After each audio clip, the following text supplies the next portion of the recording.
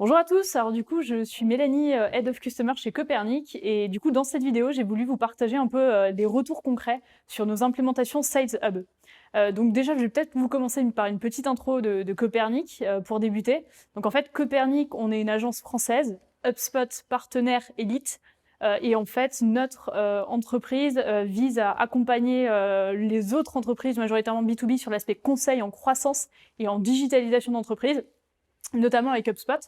Et donc, si je vous donne un peu l'histoire de Copernic pour vous faire un petit topo, Copernic a plus de 6 ans d'existence. On a commencé à l'ère de l'inbound. Donc, initialement, on accompagnait nos clients sur le déploiement de stratégie inbound. Et donc, au fur et à mesure des années, au fur et à mesure que l'outil a grossi, l'outil s'est adapté, et d'un outil de market, c'est devenu un outil au cœur des business de nos clients, et bien en fait, nous aussi, on a évolué. Donc, Copernic, on compte aujourd'hui plus d'une trentaine de talents, que ce soit dédiés à l'acquisition et dédiés à l'accompagnement de nos clients. Et donc, la volonté ici, et ce qui nous anime au quotidien, c'est vraiment de comprendre les enjeux business de nos clients, leur spécialisation et leur spécificité entre guillemets métier, pour les accompagner à la fois sur l'aspect process, l'aspect people et l'aspect technique et outils. Mais on accompagne en fait tout type de structure, que ce soit du SMB, que ce soit du mid-market, que ce soit des corps, et on les aide finalement à grandir en prenant en compte les composantes de marché, leurs ambitions et aussi leurs ressources. Et donc là, si on rentre un peu plus dans le vif du sujet, de ce qui nous intéresse aujourd'hui, à savoir l'implémentation Sales Hub, et bien en fait, déjà sachez que nous, on a réalisé, là au moment où je vous parle, plus d'une centaine d'implémentations Sales Hub. Et en fait, je pense qu'il faut vraiment que vous voyez l'implémentation Sales Hub comme une première étape pour une entreprise qui souhaite déployer HubSpot.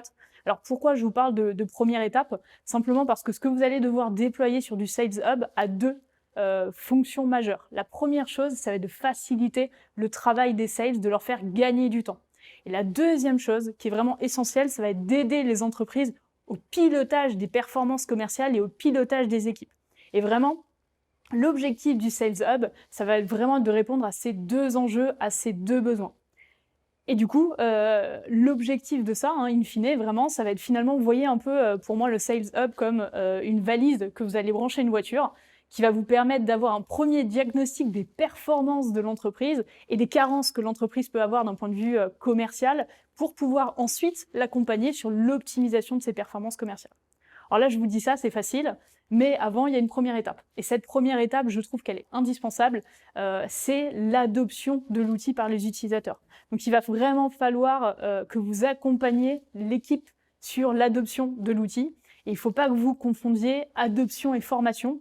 Former, c'est une chose, par contre, l'adoption prend quand même beaucoup plus de temps. Et donc là, si maintenant on s'intéresse un peu à comment Copernic positionne un Sales Hub dans les entreprises, parce que la partie vente, c'est quand même la base, et bien côté Copernic, on a un process qui est vraiment détaillé, bien précis, que je vous conseille aussi, vous, de suivre, d'écrire, pour vous assurer qu'un sales qui vend un Sales Hub à une personne A qui vend un Sales Hub et une personne B qui vend un Sales Hub n'est pas une manière différente de la vendre. L'important, ça va être de mettre en place ce process de vente. Et donc, le process de vente de chez Copernic sur le Sales Hub, il se fait majoritairement en 4 étapes. La première étape, ça va être de qualifier le besoin du prospect. Donc, quand on parle de qualification du besoin, ça va être vraiment de comprendre ses enjeux, son contexte, et finalement pourquoi il décide d'implémenter le Sales Hub. Toute cette partie qualification va être aussi très importante sur la passation, dont je vous parlerai un peu plus tard. Une fois en fait qu'on a fait ça, qu'on a qualifié le besoin, on s'assure vraiment qu'on parle à la bonne personne, qu'il y a une timeline, qu'il y a vraiment une volonté. Là, il va vraiment falloir creuser via un appel de découverte, que ce soit en visio ou par téléphone, creuser ses besoins. Donc vraiment comprendre ses enjeux, on va dire, techniques, ses besoins métiers, ses contraintes opérationnelles, pour pouvoir en face lui proposer un plan d'action le plus adapté. Une fois que vous avez proposé, vous avez étudié ces besoins, on passe au plan d'action. Le plan d'action, c'est très simple. Ici, je n'ai pas grande conseil à vous donner, si ce n'est qu'il va falloir que vous preniez en compte tout ce que vous avez pris comme information au préalable, que vous synthétisiez ces informations-là, que vous arriviez à les vulgariser, parce que mine de rien, quand vous parlez à une personne qui est peut-être utilisatrice ou un manager, il y a des termes qu'on connaît, nous, qui sont très techniques, mais que vous allez devoir potentiellement bannir. Une fois que vous êtes OK sur le plan d'action, passons à l'aspect vente, passons à l'aspect contractualisation. Il vous suffit simplement d'avoir une proposition commerciale qui soit, pour moi, la plus claire sur vraiment le scope que vous allez suivre. Ça, c'est très important. Et une fois que ça, c'est bon, j'ai presque envie de vous dire, on peut passer à l'implémentation du Sales Hub. Donc maintenant, si on parle un peu de l'implémentation du Sales Hub et finalement le retour que Copernic a sur ce que vous devriez déployer et sur les quelques conseils, les quelques bonnes pratiques que selon moi vous devriez respecter, moi j'en vois majoritairement 3. La première chose, la plus importante pour moi, ça va être absolument de ne pas négliger la passation entre votre équipe de vente et votre équipe de delivery. Et la passation en fait entre ces deux équipes, donc celle qui a vendu et celle qui va implémenter dans votre agence, dans votre entreprise, c'est vraiment un moment important. Pourquoi? Parce qu'il va vraiment falloir que vous aligniez sur différents points. Premier point, les attentes du client, les réelles attentes du client qui l'ont poussé à prendre cette décision, qui l'ont poussé à prendre le Sales Hub. C'est bête, mais vraiment de comprendre pourquoi quelle était la situation antérieure et pourquoi ils ont choisi de passer sur ce hub, c'est quand même très révélateur des attentes réelles du client. Une fois que vous avez pris ça en compte, pour moi, il y a aussi l'aspect contexte qui est indispensable. Dans l'aspect contexte, en fait, ce qu'il faut que vous voyez, c'est finalement le type de secteur, le type de compte, effectivement, parce que si c'est une corp, vous allez potentiellement avoir beaucoup d'utilisateurs. Si c'est un secteur très spécifique, l'aspect métier risque d'être quand même assez important. Et aussi, dans le contexte, quelque chose qui est très important à prendre en compte, c'est sa notion, est-ce qu'il a déjà finalement utilisé un outil antérieur à HubSpot ou pas? S'il a déjà utilisé un outil comme Salesforce et Dynamics, gardez en tête que potentiellement, vous allez devoir aussi déconstruire des idées reçues et pas forcément uniquement construire un système.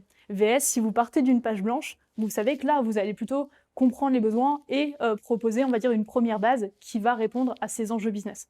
Donc vous voyez aussi, voilà, son contexte, le type d'entreprise et le type de situation est aussi un point important. Et aussi, dans cette passation, anticiper tous les points de vigilance ou les risques éventuels qui feraient que le projet va plutôt mal se passer. Ça paraît, on va dire, simple comme ça, mais vraiment, le sales doit anticiper tout ce qui peut nuire au projet et le transmettre dès la passation à l'équipe de delivery. Une fois que vous êtes bon là-dessus, on passe au kick-off. Kick-off, appel de démarrage. L'appel de démarrage, vraiment, c'est le moment où vous allez finalement mettre le projet sur des bons rails.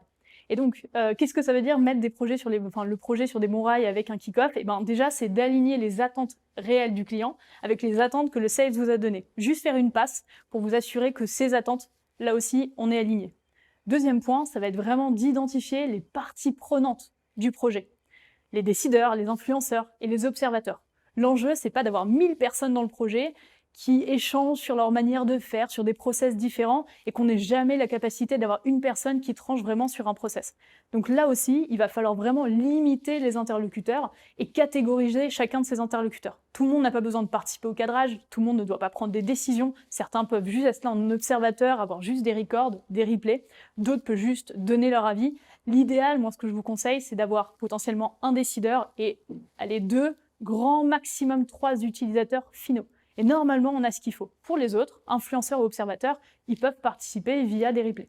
Ensuite, potentiellement, ce que je vous conseille aussi, c'est de réellement respecter la timeline et d'engager aussi votre prospect sur la timeline.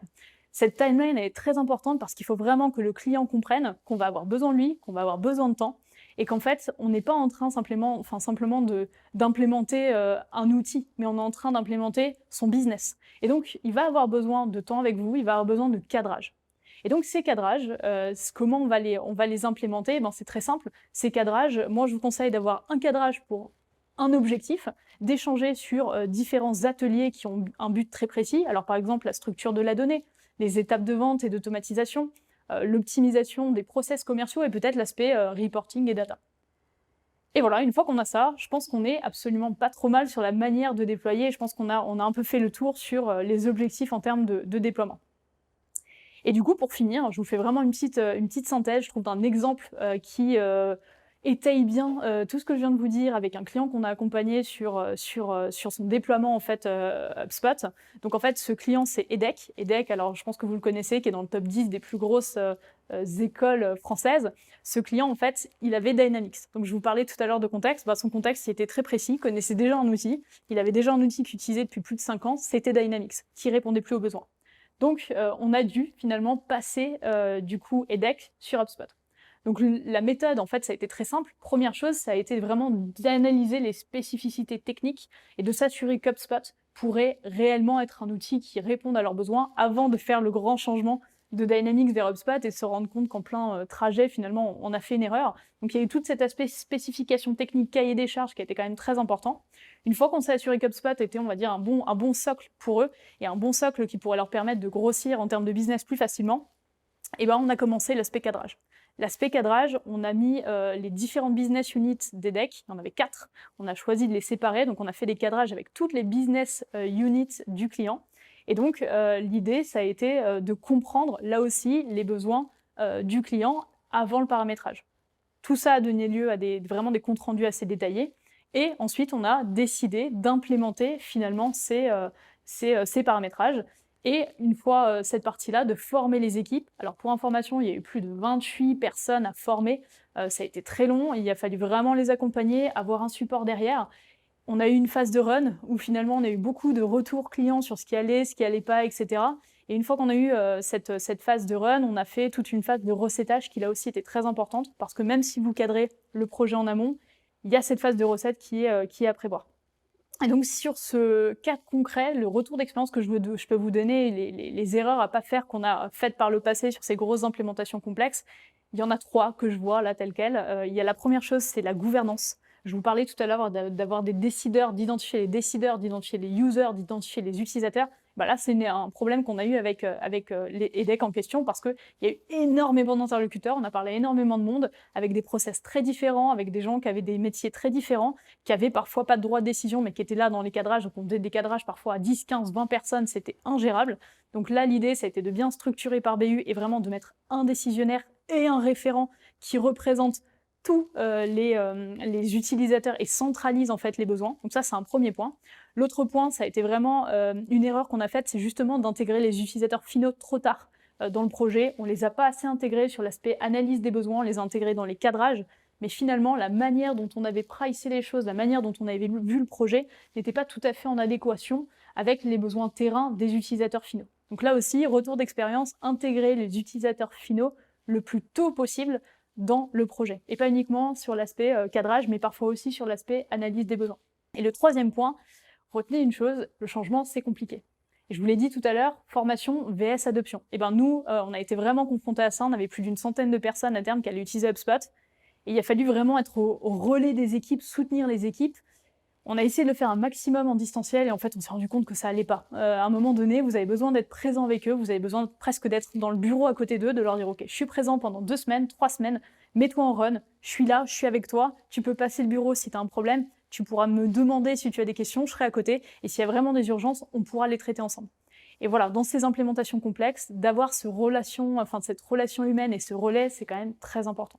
Dans tous les cas, moi, ce que je vous conseille de faire pour vos premières implémentations Sales Hub, pensez sur vos premières implémentations à faire des rétros. C'est-à-dire qu'à la fin de votre projet Sales Hub, réunissez-vous tous autour de la table et dites-vous, ok, qu'est-ce qu'on a fait de bien, qu'est-ce qu'on maîtrise à l'heure d'aujourd'hui, qu'est-ce qu'on a appris, vs qu'est-ce qui n'a pas été maîtrisé, qu'est-ce qu'on doit mieux maîtriser demain.